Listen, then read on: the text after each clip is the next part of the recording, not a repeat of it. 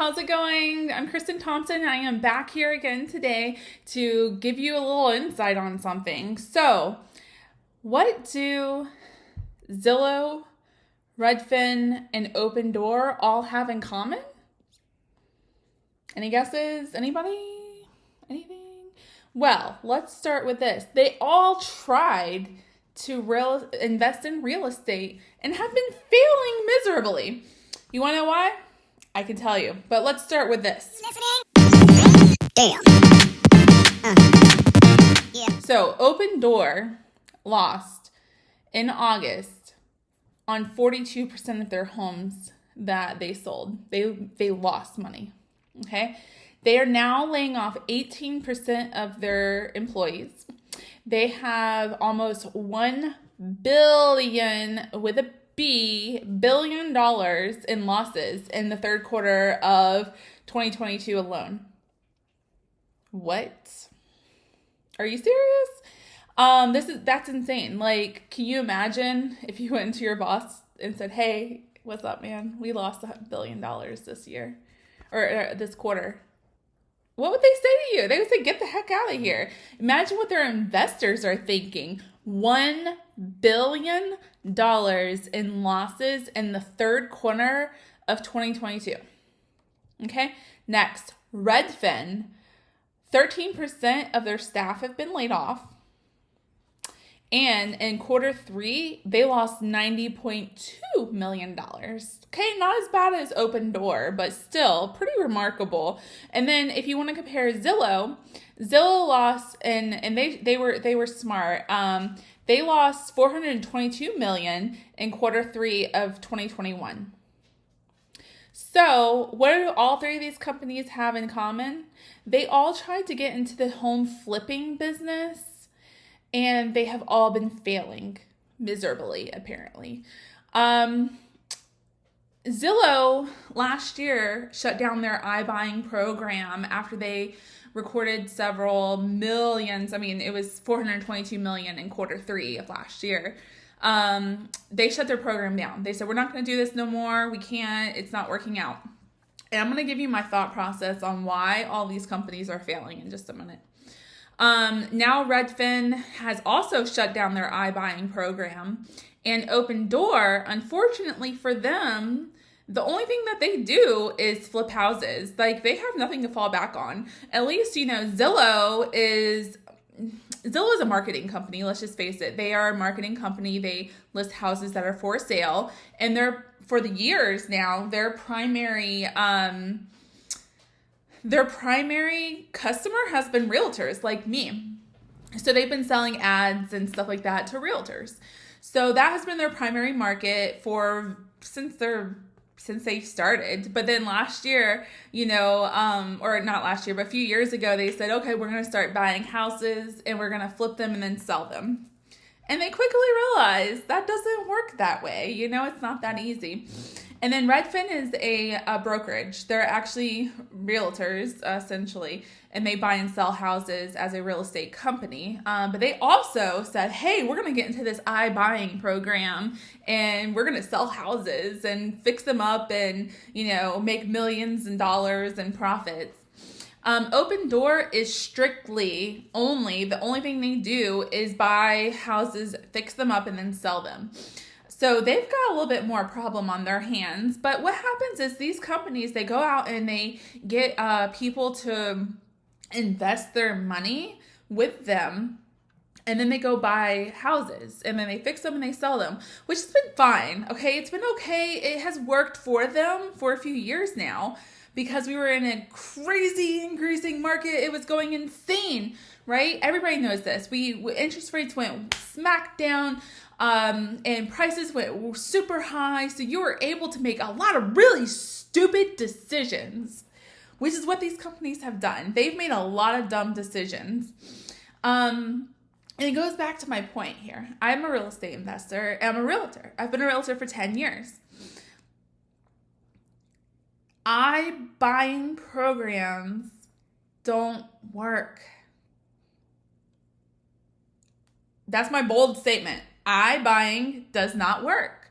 It does not work. There is a reason that companies have tried to come in to real estate and be a disruptor. I have actually been, I've thought about this for years now. I've said, what is the disruptor for realtors going to be? Like, who is going to come in and Uber our industry? Who's going to come in and Netflix us? Who's going to come in and just shut us all down?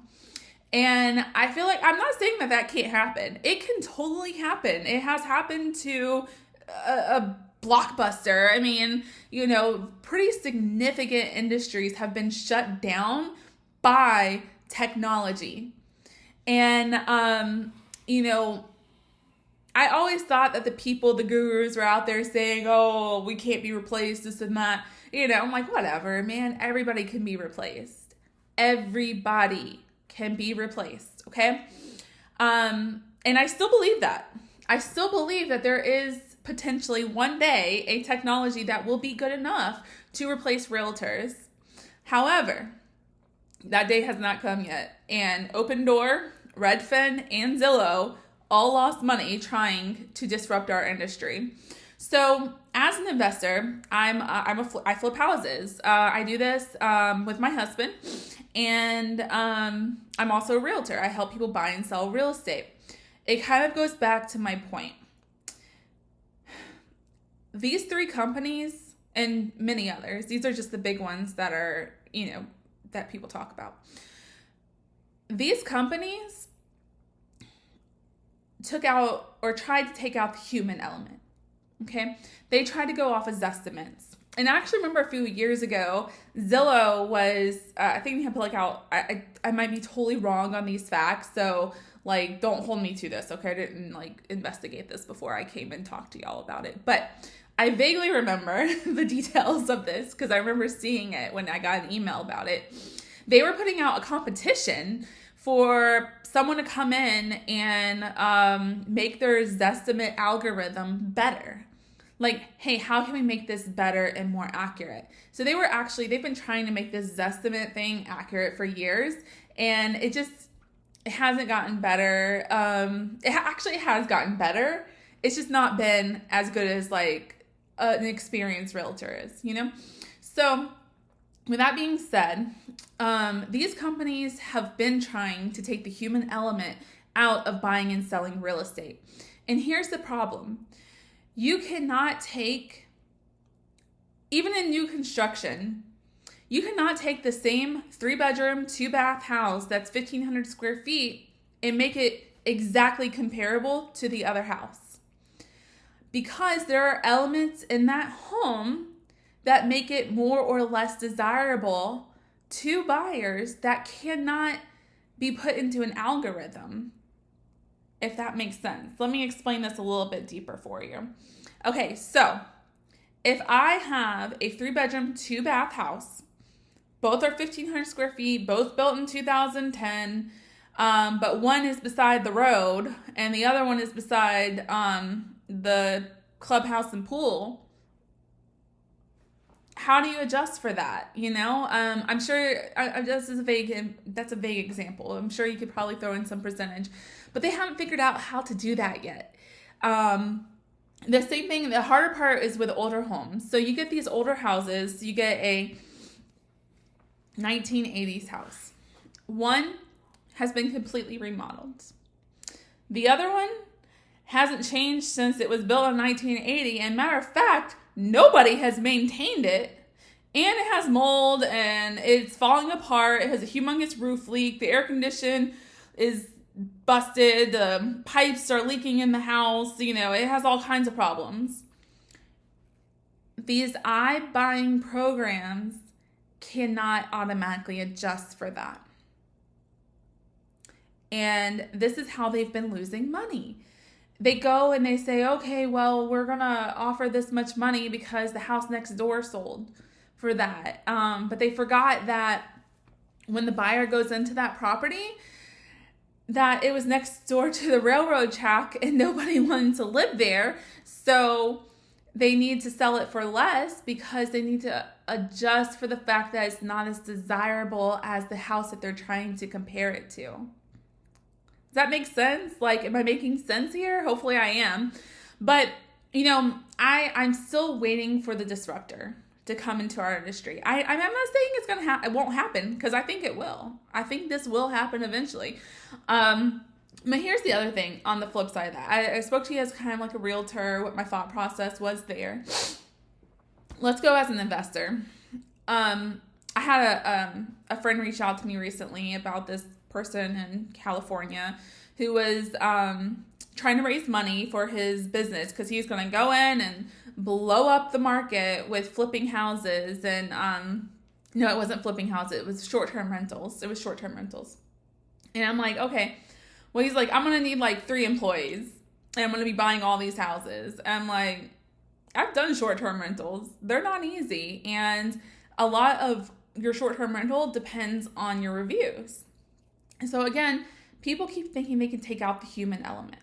So you got to be very careful when you're investing with these larger companies who have decided to take out the human element. Just beware. So that's my comment here. If you are working with someone and you're thinking about investing your hard-earned money with them, think about it and say, how are they running this business?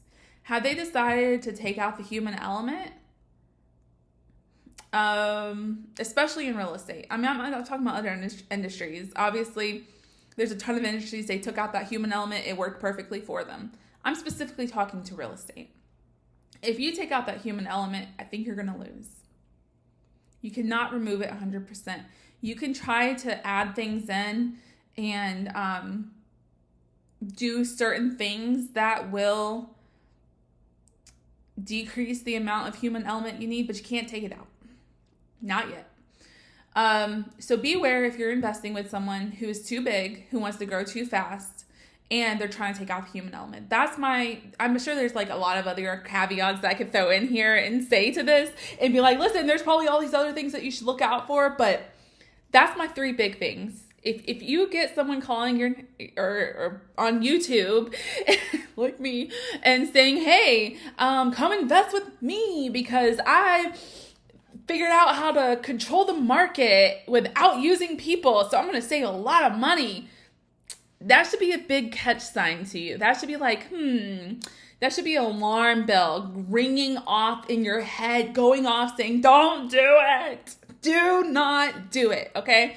Listen, I love real estate. I love investing in real estate.